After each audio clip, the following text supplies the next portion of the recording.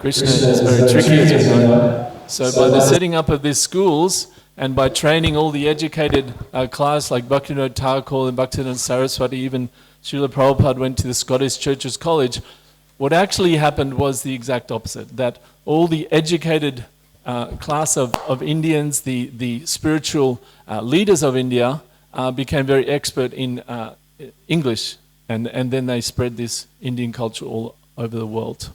So this was the education of Bhaktivinod Thakur, and of course he became exposed to all of the English and the world views of religion and philosophy and so forth. And he became well known.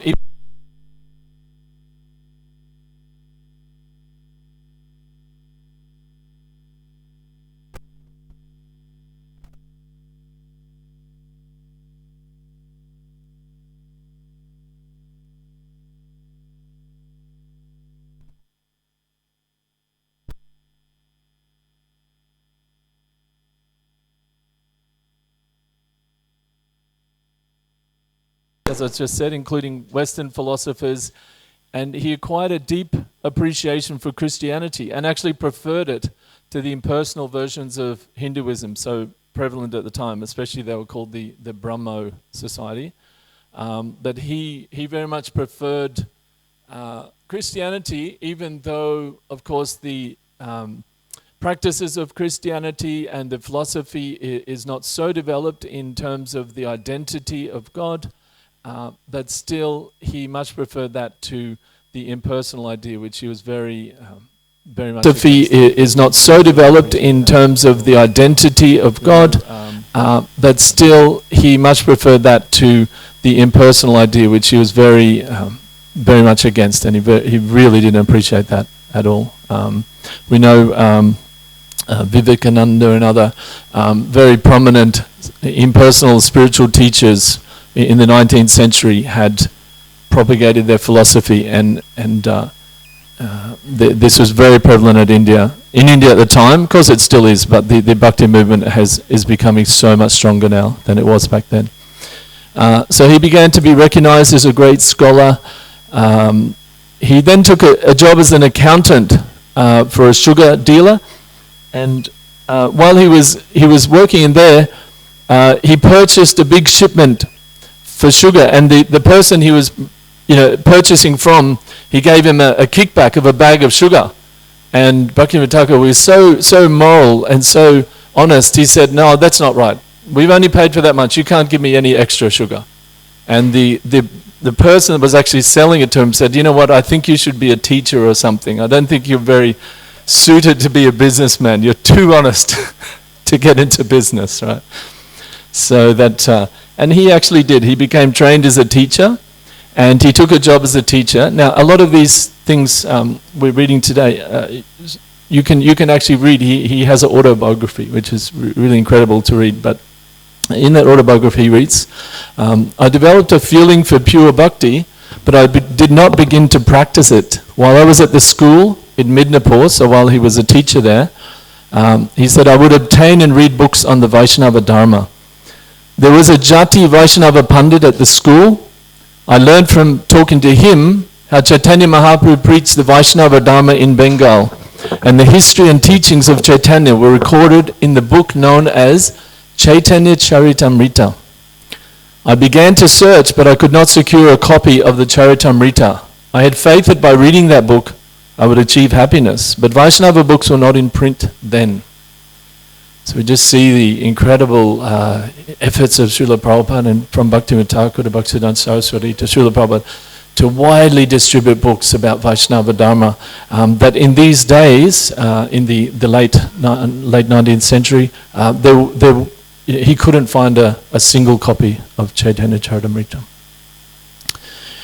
So then he finally was able to procure a copy of Chaitanya Charitamrita, and he said that on his first reading, he developed some faith in Lord Chaitanya. On the second reading, he thought Lord Chaitanya is the greatest scholar. His philosophy is just perfect. And then on the third reading, he fully accepted that Chaitanya Mahaprabhu is none other than the Supreme Personality of Godhead, Krishna himself. And he writes here, in my very childhood, the seed of faith in the Vaishnava religion was planted in my heart, and now it had sprouted. From the beginning, I experienced anuraga, and it was very wonderful. So we can see this is not the, sadhana of a conditioned soul. He's read Chaitanya, and Chaitanya Charitamrita is a big book, but in Bengali it's quite. If you're reading Bengali, you would read it, in some days. So the third time he read it, he was on the level of anuraga, which is the very topmost levels of bhava and love of Godhead. So we can see from his own description that he was, very, very special soul. He was a liberated soul. He wasn't just a sadhaka, but he was someone who, he came into this world to deliver Krishna consciousness, not necessarily to practice it or to develop his own. He already had that, and it was just had to be revealed, just had to be opened. So Bhaktivinod Thakur wrote at that time, day and night I like to read about Krishna Tattva. Out of his ecstatic feeling for Sri Chaitanya, he wrote a Bengali poem called Satchit Ananda Prema Lankara. And because of this, he later became known as Srila Satchit Ananda Bhaktivinod.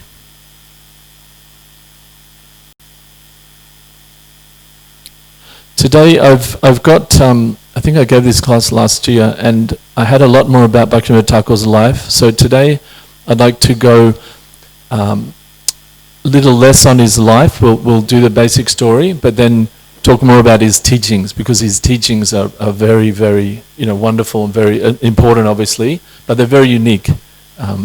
His perspective and his teachings. So to finish his life story. He went to Jagannath Puri, and he became a district magistrate. So a magistrate here, is somebody in a magistrate, what we think of as a responsible position that the British government gave him, because they understood how he could, keep things together and please everybody, and he was totally fair. There's a famous time when he was a magistrate, and there was some problem between some Hindus and some Muslims, and he was totally fair to both. Everybody could see he gave the exact same punishment to both sides. He was totally, completely administering justice. So he was very relied on by the British. He wrote a poem there called On Haridas Samadhi, and you can actually go to this place now, and in fact ISKCON now owns this place since the 90s, and there's a very beautiful temple there, and incredible deities of Sri Radha Giridhari, is that right? Radha Giridhari. I was just there today. As you can see, this is inside the temple, so they have a murti of our Srila Prabhupada, they have a murti of Bhaktivinod Thakur, and this is directly across the road from Haridas Thakur's Samadhi, like it's literally just across the road. And this was the place where Bhaktivinod Thakur had a dream when he was in Mayapur, and Lord Chaitanya came in a dream and said, there's this place opposite Haridas Thakur's Samadhi, if you go there and worship Krishna there, then this my holy name will spread all over the world. So please go there. So he went there, he found the place, and he developed it.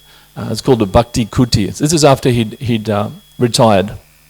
But yeah, you can go to that place. And he wrote this poem about Haridas Samadhi, about Srila Haridas Thakur. O born of Muslim parents, Haridas, and trained in youth in Muslim shreed, thy noble heart to Vaishnav truth did pass, thy holy acts, thy candour plead. Is there a soul that cannot learn from thee that man must give up sect for God? That thoughts of race and sect can never agree with what they call religion broad. He reasons ill who tells that Vaishnavas die when thou art living still in sound.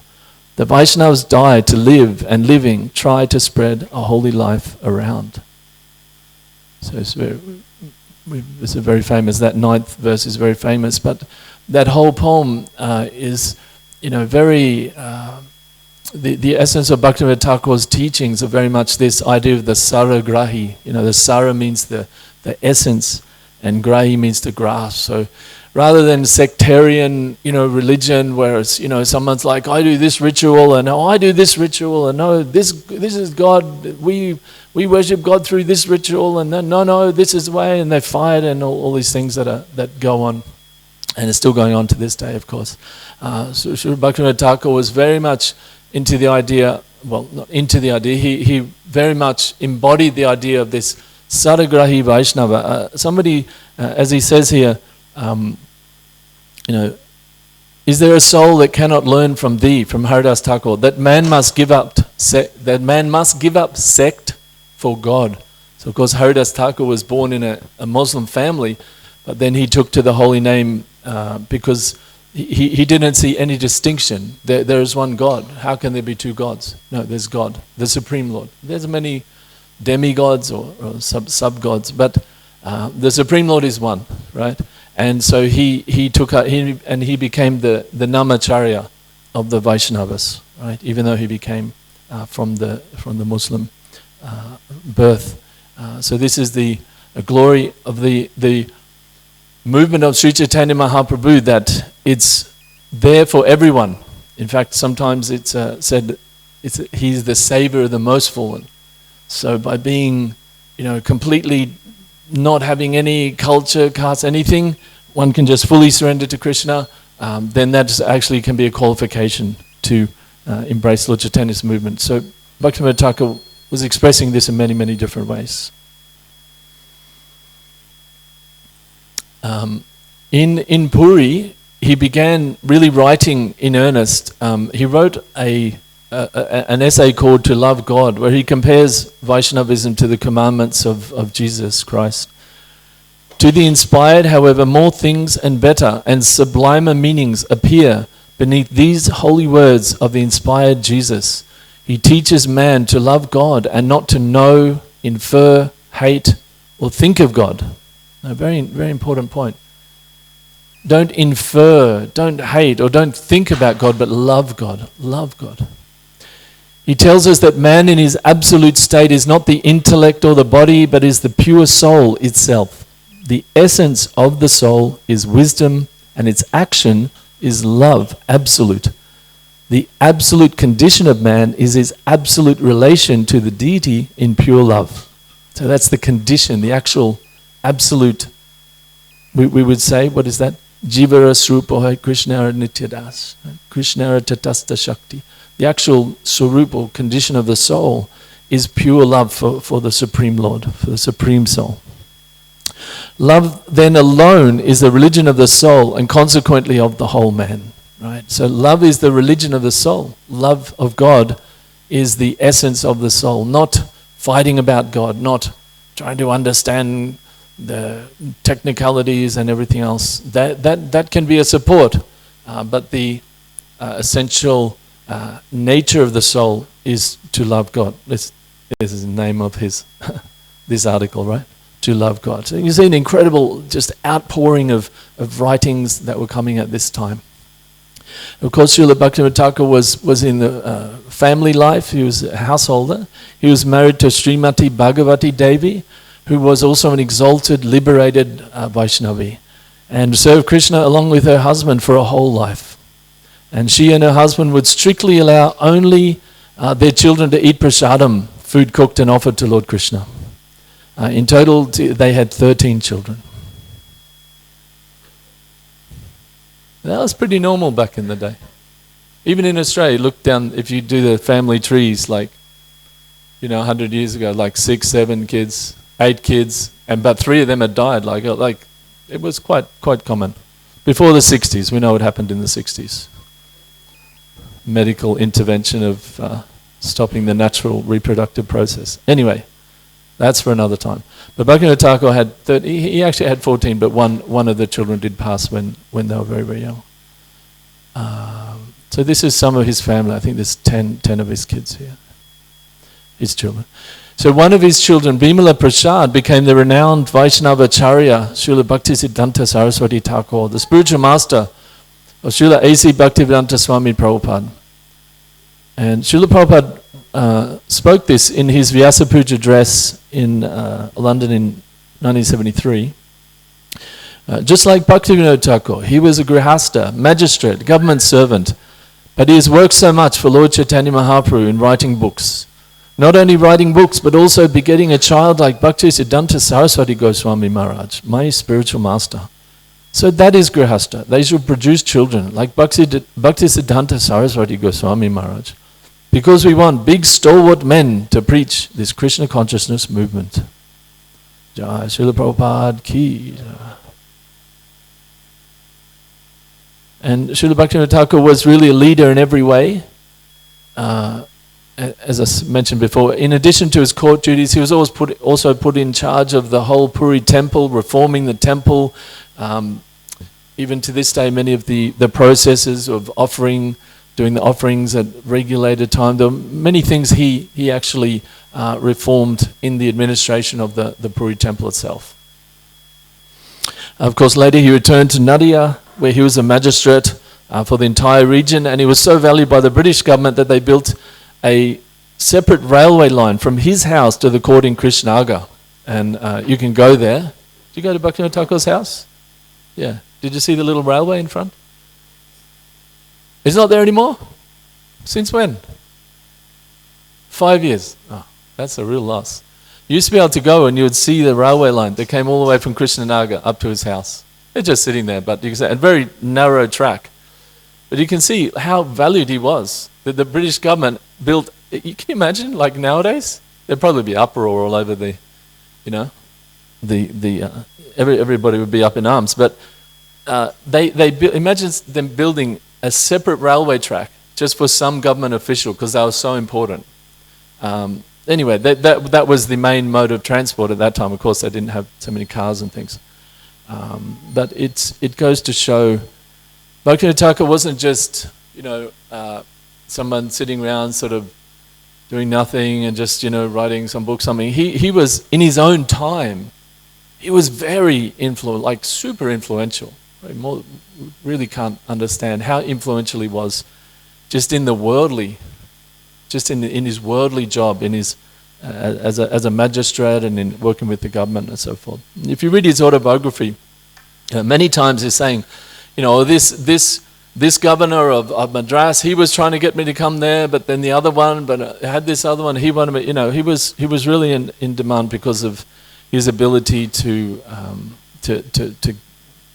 keep people in a harmonious situation, basically, through his spiritual vision. Okay, so this was his daily routine.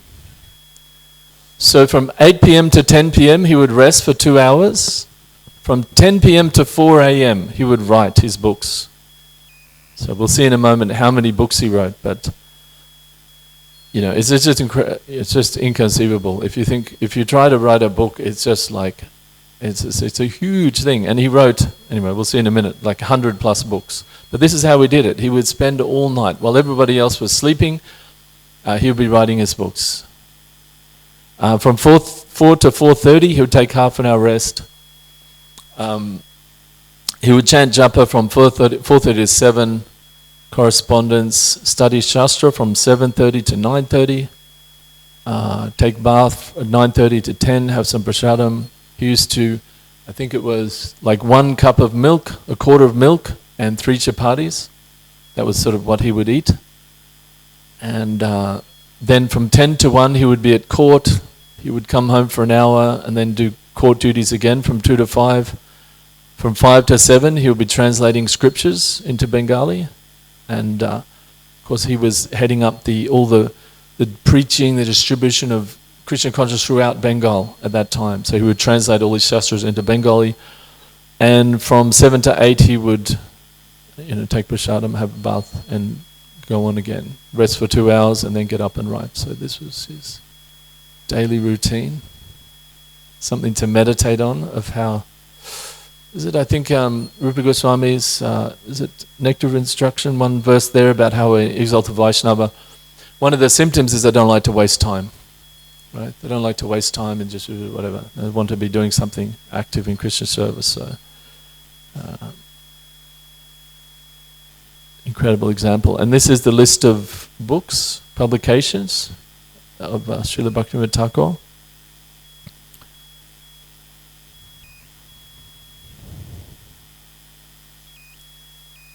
All right, so now we'll talk about the teachings of Bhaktivinod.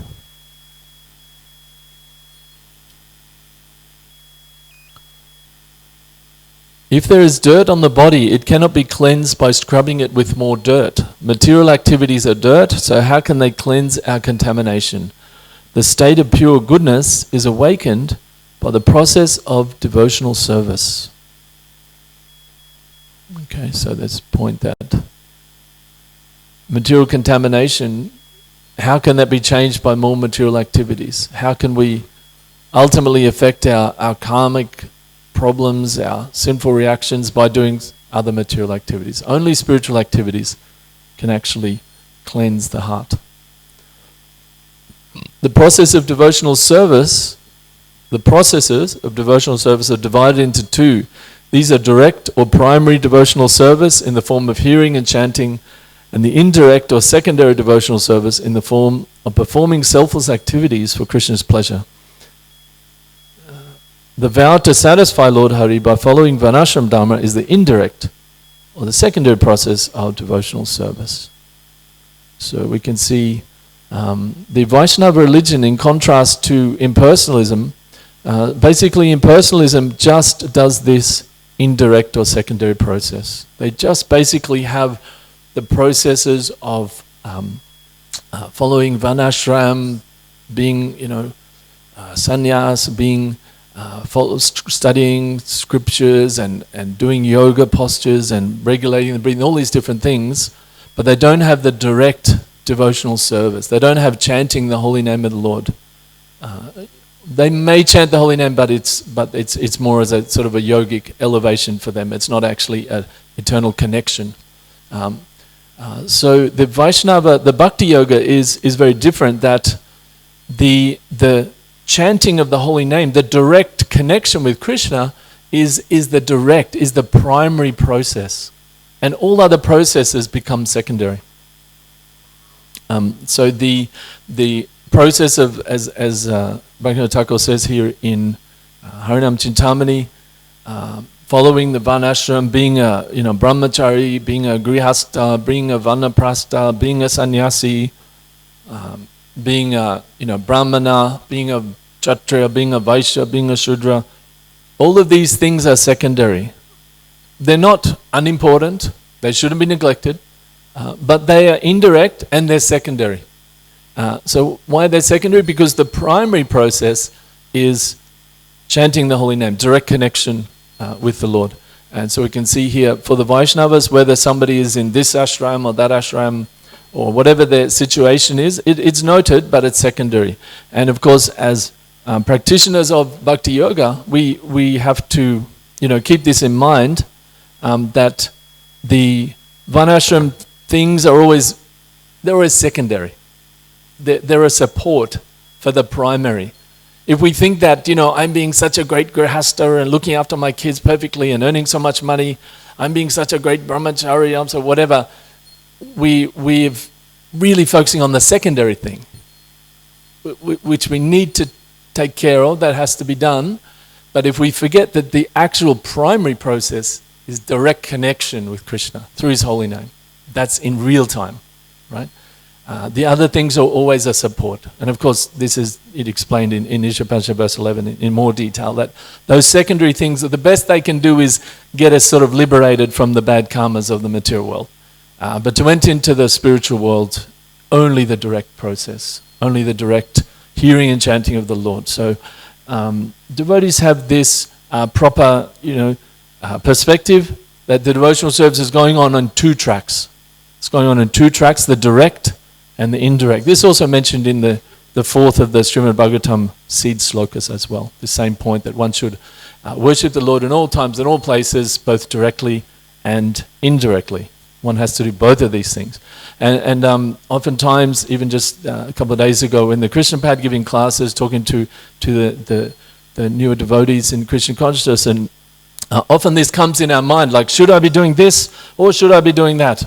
Should I just worship Krishna directly, or should I really focus on, my mind and my ashram and everything? And the answer is always given in Upanishad, and is that we just need to change that or into an and, right? And many, many times when we have these kind of mental, like, oh, this or that, many times if we just replace the and with we replace the or with an and. Instead of should I do this or should I do that? Of course, sometimes if we're thinking of doing nonsense thing, we shouldn't do that. But if we're thinking of within devotional service, should we focus on that? And this is a deep principle that we see literally throughout the whole universe.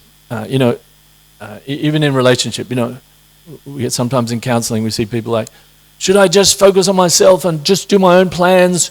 Or should I really try to care for my partner and do their plans? And it's like, we have to do both. You have to just take the or and turn it into and. And this is really a financial part. This is a foundational part of Lord Chaitanya's movement, because he says his philosophy is achintya bheda bheda tattva. It's the simultaneously bheda, different, and the same. Note that there's an and in there. It's not an or. It's not this or that. It's that it's the same. Your service, your varnashram is part of your service. At the same time, it's not the direct service. The direct service is chanting the holy name. At the same time, you have to take care of your social situation and etc. etc. So, personally, I feel that's my own appreciation for Bhaktivinod Thakur is incredible in this way, that he explains his things in a very clear way. All right. So, devotional service, keeping on going. This is a beautiful instruction. The most desirable things in bhajan are determination and simplicity. Nice instruction, huh? And talking about association. The nature of impersonalism is that it ultimately makes a practitioner indifferent about his association. The nature of devotional service, however, is that it ultimately induces a practitioner to desire to associate with devotees. Is it possible to get some water? Thanks. Sorry. The nature of devotional service, however, is that ultimately induces a practitioner to desire to associate with devotees and awards him nishta in the worship of his Lord. So again, very different. The processes we see with people who are following impersonal path, they're not so careful about the association. It doesn't matter. It's all one, it's all the same. But a devotee is very careful about his association. Very careful. This is from the Thakur's autobiography. Srimad Bhagavatam and Chaitanya Charitamrita are the two invaluable jewels of this world. One should discuss them with utmost care. There is no need to advertise oneself as a learned man. One should distribute the wealth of devotional service to all living entities. One should lead a pious life and earn one's livelihood through pious means, and thus maintain himself and his dependents. But one should never forget the holy names of Krishna. Right, echoes of the previous statement, right? We should take care of our life, etc., but never forget the primary process, the only thing that's going to get us out of this world is the holy name. Always remember that this is Kali Yuga.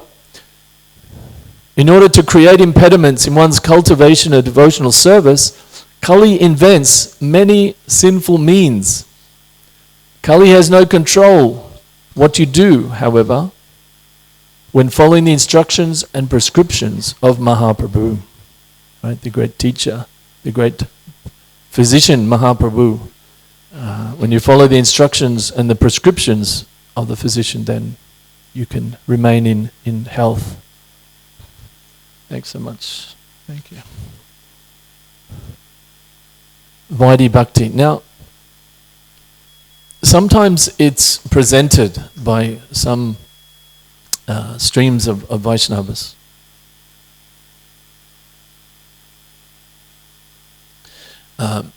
Due to some very esoteric or some instructions given in Jaiva Dharma particularly, which are between advanced Babajis who are just totally given up the world and have this very sort of esoteric relationship with the Guru. Sometimes, due to the description of that process that's given in that book Jaiva Dharma, sometimes it's presented that Bhaktivinoda Thakur was, his process was somehow different or wasn't about Vaidhi Bhakti, etc. But we can see that clearly from his instructions.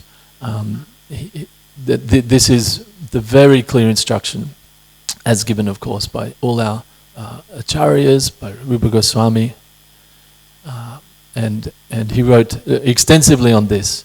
A conditioned soul should not disregard the sadhana process. Rather, he should practice sadhana carefully. The more one practices sadhana, the more one approaches perfection. From Sajjana Toshini. It is one's main duty to take shelter of regulated devotional service until one's raga is awakened.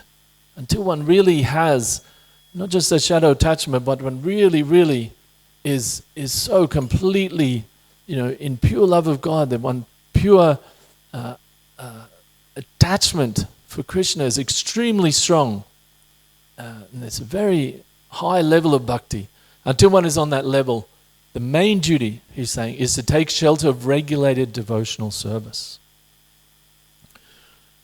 The misconception regarding one's constitutional position does not go away in one day. It is gradually vanquished as one cultivates Krishna consciousness. So we can see very clearly here the idea that you can give conditioned souls a mantra and then they can suddenly awaken to their constitutional position is not accepted by Srila Bhaktivinoda Thakur. It is gradually vanquished. Of course, we have the verse, Nitya Siddha Krishna Prema Shraddha Kabana Shravanadi Shuddha Chitte Korodai. By hearing and chanting, love of God, it gradually awakens. And this is the process. Every day, a person should give up the disturbance caused by material enjoyment and chant with love for a while in a solitary place. Gradually, he should try to increase the duration of this process. Finally, a wonderful mood will be awakened in him and will remain constantly. If one gives up all offenses but remains inattentive, he can never develop attachment for chanting. While chanting the holy names, may this desire arise in my heart. This is a particularly wonderful instruction, I feel. As the baby birds who cannot fly desire to see their mother, and the hungry calves wait intensely to drink their mother's milk, similarly, O Lord, let my mind be extremely eager for your darshan. So he's saying this is the mood we should have when we're chanting.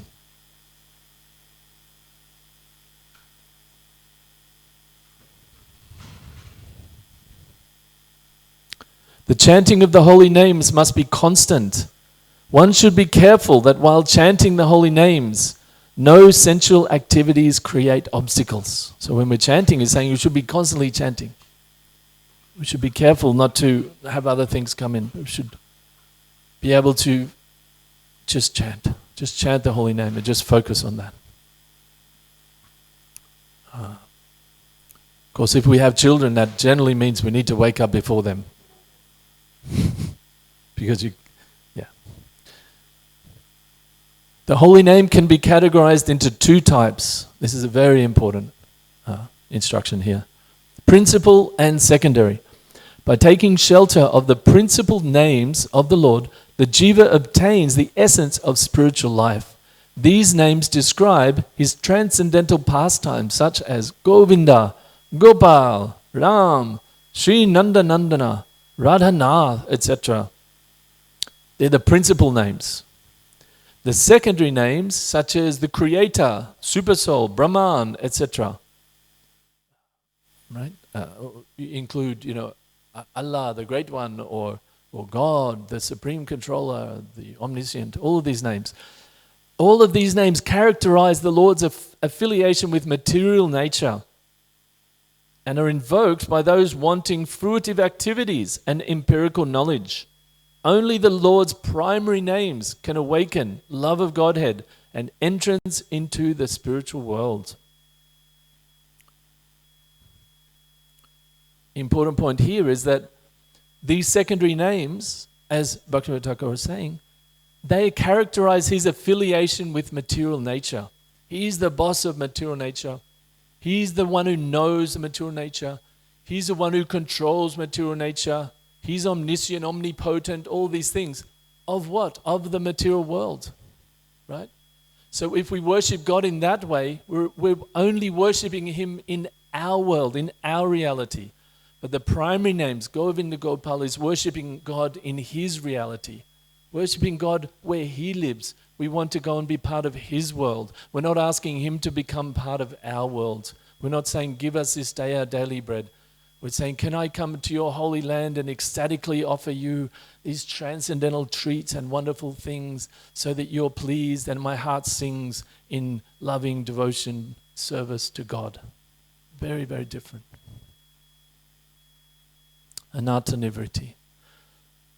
Putana symbolizes the pseudo-spiritual master who teaches his disciples material enjoyment and the importance of liberation. So in this book, wonderful book, Chaitanya Shikshamrita, Srila Bhaktivinod Thakur has given all of the different anartas and how they relate to the killing of the different demons, the different asuras in Krishna Lila.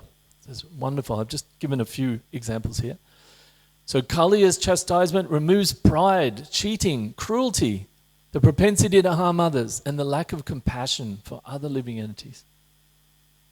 Seeing the behavior of the Yajnik Brahmins, devotees learn to give up indifference toward Krishna and attachment to fruitive activities caused by pride in their standing under the Varnashram system. So pride in being, I am this position, I am that position. I am this, I am that. Krishna is indifferent towards Krishna. But the wives of the Brahmanas, they were simple-hearted devotees. And they had the proper mood there. So that's a lesson from this. The mentality, I am a greater devotee or an acharya, as well as mundane false ego and opulence, are destroyed when Krishna kills the Keshi demon.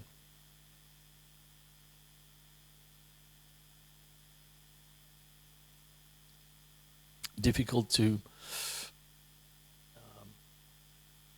advertise yourself as a great devotee, acharya, and sing your own glories when Krishna's red hot hand is expanding inside your throat, as Keshi found. All right, so preaching. So this is, of course, the essence of Bhaktivinod Thakur's life, his preaching. Mahaprabhu has entrusted everyone with the responsibility to preach Vaishnava Dharma. One should transform an unqualified person into a qualified person, then instruct him about the holy name. Whenever possible, one should avoid speaking in any way that will obstruct the preaching. Oh my goodness. We should all write this on the back of our Bhagavad Gitas here at New Govardhana, right? Because this is really, under the leadership of Ajita Prabhu and so many wonderful devotees who are doing this. They're transforming unqualified persons into qualified persons, right? Through this Krishna village process and through all this Krishna power, bringing people and then instructing them about the holy name. And whenever possible, avoid speaking in a way that will obstruct that process, right? So it's very, very wonderful cooperative community we have here that really is embodying this teaching of Bhaktivinod Thakur to bring unqualified people into a situation where they can begin to be qualified. They can start to live a regulated life, give up unregulated vikarmic activities, and then can be instructed about the holy name, can hear the kirtan, and can hear the philosophy. Very wonderful. It is extremely necessary to write Sri Chaitanya's pastimes in all the languages of the world. Within a short time, the name of Mahaprabhu will be spread all over the world, and he will become the only worshipable Lord of everyone.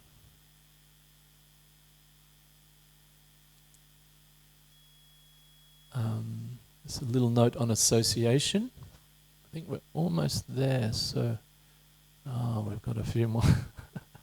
All right, I'll just read one from here, from each slide from now. I think we're going to have these slides up on YouTube, right, Daksha? Yeah. So you can go on YouTube and check out these quotes, right, later on if you like to. We'll have there. So we talked a bit about association, how devotees are very careful about their association. But this is an interesting instruction here of the Thakur. Sitting together in an assembly, crossing the river together in a boat, or taking baths together at a bathing gut, or buying and selling together in the market is not called association. To deal intimately with someone as a brother, that is association. One should never associate in this way, with godless people. So, we're going down to Coles, buying and selling, sitting on a bus with people. That's not association. But when we intimately reveal our mind and talk with people about our things, then that's association. And we should be very careful to associate in that way with godless people, because they don't have any goal to become God conscious. There's no goal. There's just total, and so their entire attention is focused on the material world. So by their association, naturally we get into all the material modes. So that's the type of association we should be careful of. But simply associating with someone, buying, selling, something like that, that is not really this sangha or association. So important distinction.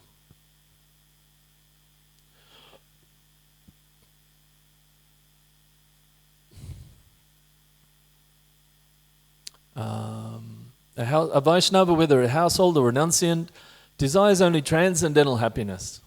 A householder Vaishnava always works with his wife to achieve the transcendental happiness. Although engaged in all kinds of work, he never becomes licentious. In this way, he remains free from women's association throughout his life. He totally renounces illicit, intimate speaking with women and the mundane, licentious mood, illicit association with his wife. Okay, so some more household instructions here, but we know this in Bhagavad Gita. What's the name of that verse? Is it Icha Dvesha Dvandva Icha Dvesha Samudra Dvandva Mohana Bharata? Is it that verse? I think it's that verse in the purport. Prabhupada says, even on the royal road there can be accident, right? So even in household life, of course, if one's in a renounced ashram, has to be very, very careful about association with the opposite sex. Very, very careful. But even in household life, Prabhupada says, one has to be very, very careful. And Bhaktivinod Thakur was making this point. So even if someone's householder, they don't have this licentious kind of mood of free association, etc. That is very much relished by the materialists. It's improper to think that it is not possible to worship Lord Hari in one's childhood. All right, kids, listen up. Here it is. Where are they? Oh, Janava. Oh, they're all gone. They're all gone for Prashad. That's right. I'll tell them later, don't worry. We find in the histories that Dhruva and Prahlad Maharaj both achieved the Supreme Lord's mercy in early childhood. If one person is able to do something, then every person is capable of doing it if he tries. So whatever is practiced from one's childhood gradually becomes a habit when one grows up, right? So what a great opportunity and a grave responsibility, grihastas have to try to the best of their ability to make Krishna conscious environment for the children, because these impressions are so strong in childhood. And there can be impressions of, hearing chanting, remembering the Lord, which will become very much just a part of their mercy, a part of their nature and their personality, and they'll be able to, of course, share that with other people later in life. So, instruction, very important instruction. We shouldn't think that children can't achieve success, because we see in Srimad Bhagavatam, there are at least 2 examples of very young children who became extremely spiritually advanced to the point of having darshan of the Supreme Personality of Godhead. A devotee should always maintain humility within his heart. One can make oneself a mani by thinking oneself a fallen soul and offering respect to others. As soon as I see a Vaishnava, I will hang a cloth on my neck with folded hands, taking a straw in my mouth. I will stand before him without duplicity. I will relate to him my miserable condition and cry and beg for respite from the fire of material existence. It is everyone's duty to bring his or her mind under control by offering it some token sense gratification, exactly as one would control a horse by offering it a morsel of grass. This is called yukta vairagya, or proper renunciation. By this process, one can make spiritual advancement. Okay? It's not the process of just trying to negate the entire material world. And this actually in Srimad Bhagavatam as well, 11th canto, same point is given. Pure knowledge and pure renunciation must increase in proportion to one's advancement in devotional service. Okay. And last slide, there's nothing greater than love of God for a living entity.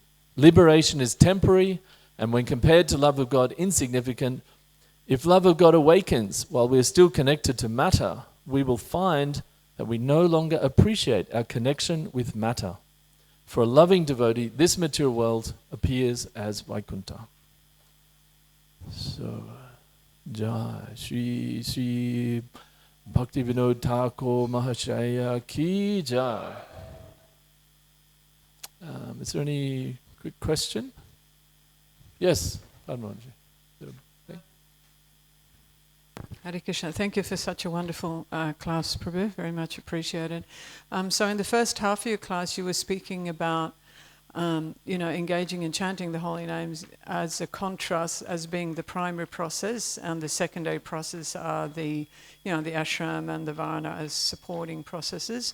So I'm just wondering, when you were saying chanting of the holy names, are you also including the other 4 processes that are recommended by Lord Chaitanya? Those, we have the 5 processes that are recommended by Lord Chaitanya, and chanting the holy names is one of those. So are you putting all of those 4 on that same platform, just in making that contrast? So first of all, just to be clear, I'm not doing it. If I was saying it, there's no, who cares what Deva Gaura says? But just to be clarified, it's not me saying it, Bhaktivinod Thakur is saying it. But yeah, what he's saying, essentially he's distinguishing, and this is really teased out in Ishopanishad verse 11, like completely, like threadbare, if you really go into that verse. He's simply making a distinction between this thing. The living entity is Tatastha Shakti. It's between material and spiritual. So on one side we have the spiritual energy, on one side we have the material energy. So there's a difference in how we relate to the material energy and how we relate to the spiritual energy. We relate to it differently. So the direct is relating to the spiritual energy. So in answer to your question, if we come into the temple and we're seeing Krishna residing in a holy place, chanting the holy names, associating with devotees, talking about Krishna with the devotees, that's all direct. Direct just means how we're dealing with the spiritual energy, because we're Tatastha Shakti. We can deal with both. So how do we properly deal with both? The wrong way to deal with both is to ignore the spiritual energy, Krishna and God, and get so completely involved as trying to control and enjoy the material energy. That's the wrong way. But the right way is we still have to work out how we're going to deal with the material energy and how we're going to deal with spiritual energy. And this is, as again I said, Ishopanishad verse 11 makes it clear. But by dealing with the avidya, or the material energy properly, you get free from birth and death. You get free from the influence of the material energy. By dealing with the spiritual energy properly, you get entrance into the spiritual world. Right? So yes, anything where you're directly contacting Krishna, anything where you're not directly contacting Krishna, it's a support. You're taking bath to go to the temple. So the direct connection happens later. So then that's a support. And same like that Varnashram in every way. It's a support for that direct. So, yeah. Thank you. Okay. Any final points? There's going to be a program today? Is there going to be a program? I don't know. Does anybody know? 10 a.m. there's a program? Okay. Okay. Thank you. All right. So there'll be a program today. Okay. All right. Thank you very much. Jai Srila Bhaktivinod Thakur Ki Jai. Hari Bol. Thank you all for coming to the class. Very nice. Hare